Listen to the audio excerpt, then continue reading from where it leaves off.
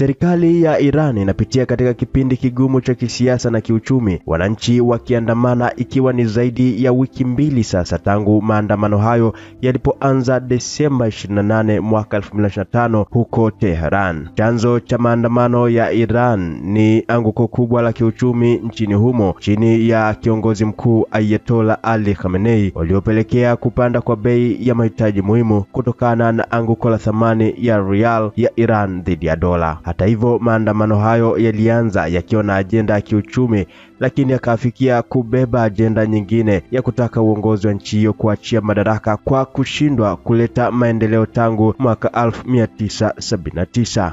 Kutokana na serikali ya Iran kuzima mtandao wakati wa maandamano yakiendelea, imekuwa vigumu kwa vyombo mbalimbali vya habari kutoa taarifa halisi juu ya maafa ya binadamu, hasa ni watu wangapi waliouawa, japo zipo taarifa zinazoeleza ni zaidi ya watu 500 waliouawa katika maandamano hayo. Kwa mujibu wa viwango vya kubadilisha fedha za kigeni, dola moja ya Kimarekani ni sawa na rial ya Iran 0.000, ambapo ukitaka kununua dola moja inakugharimu uwe na 1,305 rial ya Iran.